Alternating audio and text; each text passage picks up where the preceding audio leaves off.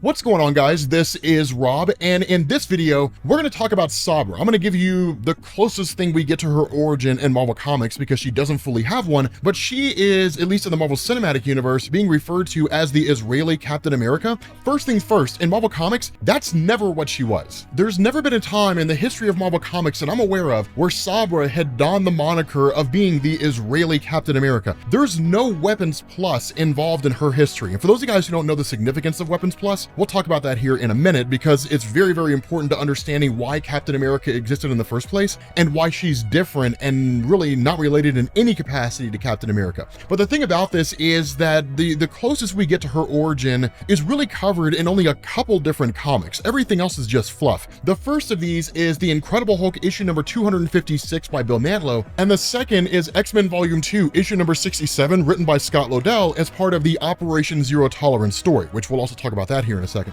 But the overall gist of this is if we really want to go with like the cameo she had in Incredible Hulk issue number 250, when the Silver Surfer was on Earth, he had basically flown through Tel Aviv airspace and just kind of scanned the area and basically revealed to us as the reader that there is a superpowered being there named Sabra. But in the Incredible Hulk issue number 256, that's where Sabra and the Incredible Hulk fight. And the way this played out is that by way of his own story, the Incredible Hulk had basically shown up on the shores of Tel Aviv as the Incredible Hulk. And essentially, Sabra was working as a police officer who was actually a spy at the time, but she was a police officer who had been stationed there. And when the Incredible Hulk showed up and basically started attacking the place, it led to her calling the police, but the military responded instead. Now, again, the reason why was because there were things going on with Bill Mantlo's run of the Incredible Hulk, Operation Greenskin, General Talbot, different things like that. But in general, on a broad scale, the Incredible Hulk was considered a threat on the national level in any country he showed up in. So that's usually why when you see stories like the first appearance of Wolverine in the Incredible Hulk, when the Incredible Hulk showed up in Canada, basically special forces were sent to respond. Wolverine was considered Canada's special project as part of Weapons Plus being Weapon X. And again, we'll talk about that in relation to Captain America here in a second. But the thing about that is the fight between the two of them was relatively short-lived in the sense that almost as soon as she emerged and announced herself as basically being Sabra, the superheroine of the Israeli state, that the Incredible Hulk had started to morph back into Bruce Banner and basically escaped. Now, he ended up taking off into the city of Tel Aviv and then came across a young boy who he befriended. The downside of this is around the time that happened, basically people busted in, they ended up bombing the place and shooting the place up, and the little kid died. And so in response to that, the Incredible Hulk manifests as a result of Banner's anger over the death of this kid, and that draws the attention of Sabra. A fight breaks out between the two of them. We're given some display of her power in the sense that she can shoot these barbs that basically start to weaken the Incredible Hulk. This is on top of all the other powers she has: flight, super strength, durability.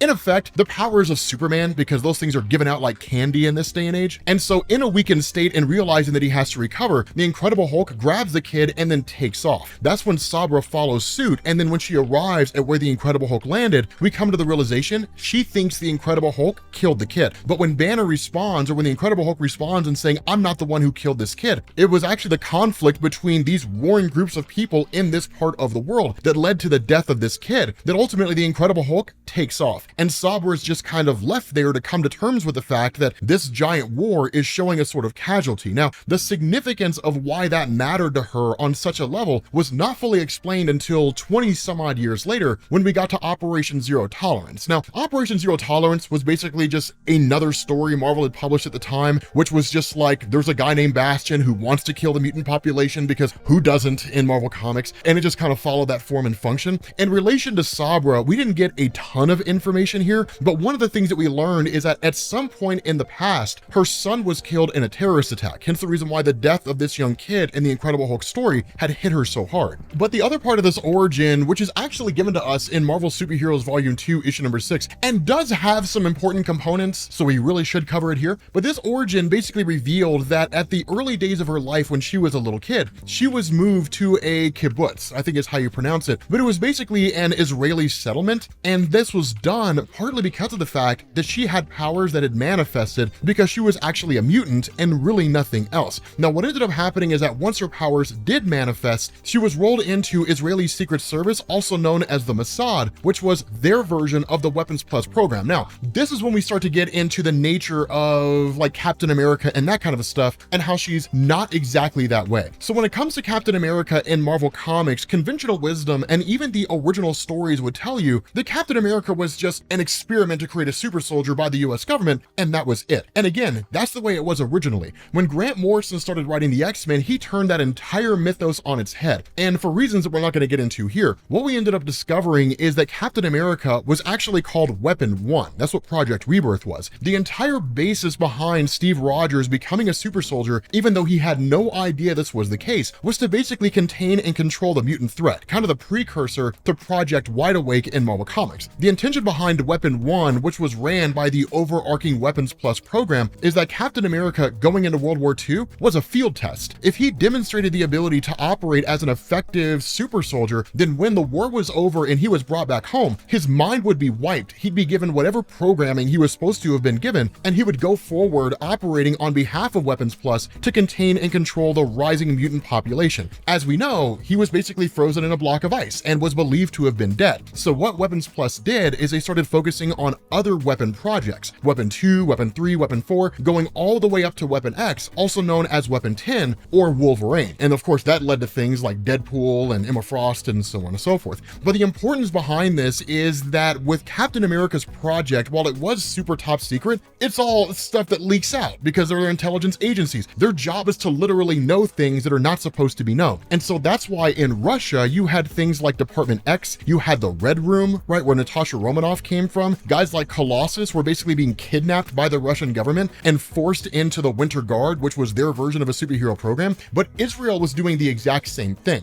The Mossad within Israel had its own version of that, and that's what Sabra was rolled into. Now, unlike Russia's Department X and like the Red Room, it wasn't really that dark per se, but the overall gist of this is that's how she ended up becoming a spy. But following that stuff, she basically kind of graduates into the greater superhero community. She hangs out with the X-Men for a little while, does some stuff, but doesn't really do anything that matters. But that's the long and short of the origin of her character. Relatively straightforward and to the point if you know where to look. But again, one of the things to take away from this video is that she has not and is not tied to the Captain America mythos in Marvel Comics, not that I'm aware of. Unless something's changed recently, like she's appeared in the recent Captain America comics, which honestly I'm behind on, there's nothing to indicate that's the case. I'm not entirely sure why the Marvel Cinematic Universe is doing that. I'm not really sure what their motivation is. I'm curious to find out. I mean, I imagine they're probably just grabbing individuals from across the world, slapping the moniker of Captain America on them, and basically creating what is in effect Batman Incorporated in the Marvel Cinematic Universe, where there's like a Captain America in every country. I don't really know. But with that being said, guys, we're gonna bring this video to an end. Thank you all for watching, and I will catch you all later.